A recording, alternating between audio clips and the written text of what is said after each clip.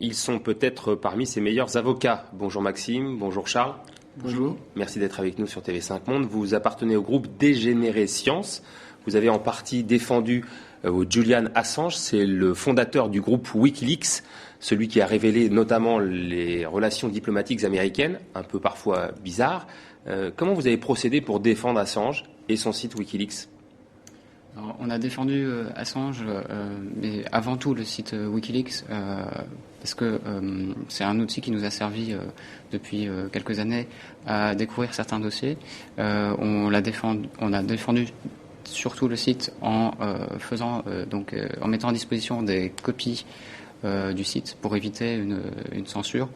Le site a déjà été supprimé d'un hébergeur. Il a dû quitter un deuxième hébergeur suite à des attaques.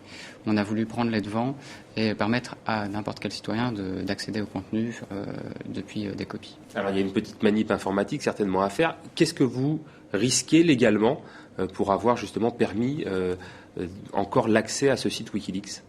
Le site n'est pas illicite. Il n'y a jamais eu aucune poursuite contre le site. Wikileaks, c'est comme une agence de presse. C'est des personnes qui sont venues donner les documents. Le site reste légal jusqu'à une action en justice, qui n'a jamais été intentée, ni aux États-Unis, ni en France pour le moment. Pourquoi ? Parce qu'il n'y a aucun fondement juridique pour l'instant pour attaquer le site. Vous avez donc eu aussi d'autres confrères qui s'appellent les Anonymous, les anonymes. Quand je dis confrères, je vous vois Maxime en train de hocher la tête, mais dans le mauvais sens, en train de faire non. Quelle est la différence entre ces gens justement qui ont piraté des sites bancaires notamment, qui se sont dissociés de Wikileaks, et vous, et votre action ? C'est quoi la différence ? Il n'y a rien à voir. Première chose, ces groupes complètement informels, comme un comité invisible qui s'appellerait les Anonymous, ce sont des groupes complètement informels qui ne piratent rien du tout. Ils sont simplement sur des tactiques de saturation de ressources, de gros sites web. Donc là, en l'occurrence, ils avaient saturé le site de Mastercard et de PayPal, de deux sociétés qui travaillent avec Wikileaks. De Visa et d'autres sociétés qui ont lâché Wikileaks.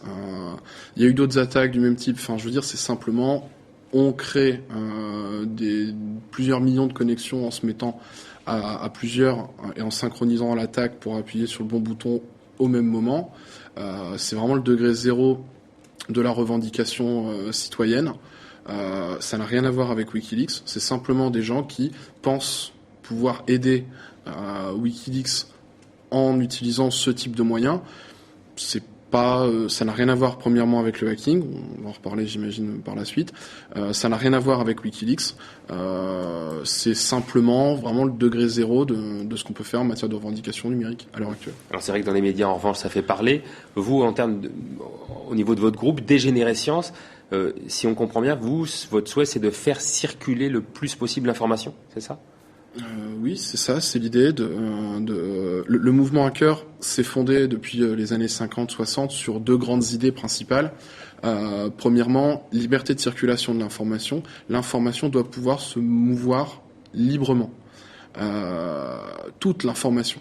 Il ne doit pas y avoir de secret. Par contre, toute liberté doit avoir une limite. Il y a une limite dure à la liberté de circulation de l'information, qui est la protection stricte et absolue de la sphère privée. Ce qu'a fait Wikileaks, en prévenant à l'avance les autorités, la Maison-Blanche, le secrétariat d'État américain, l'administration d'Hillary Clinton et plus généralement d'Obama, a été prévenu à l'avance. Les câbles qui pouvaient mettre en danger la vie d'autrui ont été supprimés avant publication, bien avant, et ne seront pas publiés par Wikileaks ni par aucun des journaux, des quotidiens qui sont partenaires. Charles, vous vouliez rajouter quelque chose ? On met souvent en opposition donc le Wikileaks et la vie privée des gens. Wikileaks, c'est un outil qui permet d'assurer la transparence de nos gouvernants sur ce qu'ils font, sur leur politique. Une transparence que normalement, dans un régime démocratique qui est dû aux citoyens de ces pays, et que malheureusement on n'arrive pas à avoir, et que on vient créer par cet outil, par Wikileaks. Ça, c'est la position que vous défendez. Je lisais dans votre charte que hacker, ça venait de l'anglais hacheur de bois. Tout à fait. C'est ça. En quoi est-ce que le mot hacker qui fait penser aux pirates informatiques, c'est souvent ce qui est véhiculé, en quoi est-ce que cette connotation-là, justement, ne reflète pas du tout votre travail? Puisque vous revendiquez en fait le fait de faire passer le hacking, le hacker, dans le domaine public. C'est très franco-français. Il faut comprendre effectivement que la traduction littérale du mot hacker signifie bidouilleur. C'est tout ce que ça veut dire. Après, il y a un certain nombre de manipulations politiques, médiatiques, sur le mot hacker et de fantasmes, mais qui sont très franco-français. Je veux dire, si on prend le cas par exemple de l'Allemagne, pays voisin, on parle beaucoup de l'amitié franco-allemande ces derniers temps. En Allemagne, il existe une organisation hacker qui s'est montée en 1984, c'est-à-dire à l'époque du mur de Berlin, qui s'appelle le Chaos Computer Club, qui est aujourd'hui le plus ancien et la plus grosse organisation hacker au monde, et qui est aujourd'hui un partenaire tout à fait connu, reconnu, officiel, crédible, qui travaille main dans la main avec le gouvernement allemand. Alors, sur les questions de...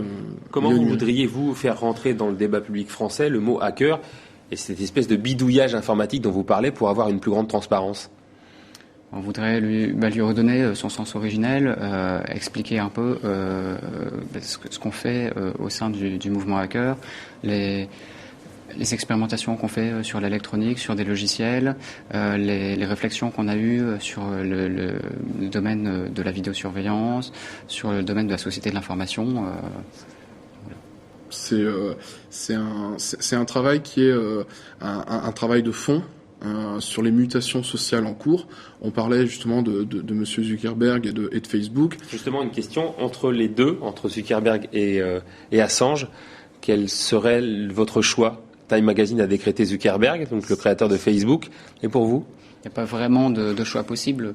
D'un côté, on a un prédateur de la vie privée des citoyens, une violation de leurs données personnelles, Mark Zuckerberg avec son réseau Facebook. Et de l'autre côté, on a quelqu'un qui lutte pour défendre la transparence des gouvernements. Donc il n'y a pas... le choix est vite fait. Et qui est un ancien hacker. Julian Assange est un ancien hacker. Alors, on vous retrouve également tous les 15 jours, si je crois bien, sur une radio qui s'appelle Radio Campus, qui est à Lille, c'est dans le nord de la France, qui est également en ligne, c'est ça, sur Internet? Tout à fait, lille.dg-c.org/random. Et la prochaine émission, ce sera quand? Dimanche. Ce sera ce dimanche. Rendez-vous donc à tous ceux qui sont intéressés. Merci beaucoup à tous les deux, à Maxime et à Charles, donc du groupe Dégénéré Science, qui a envie de voir le hacking plus dans le débat public français, d'être venu sur TV5 Monde. Pour réagir, cette adresse, votre avis @tv5monde.org. Et puis, messieurs,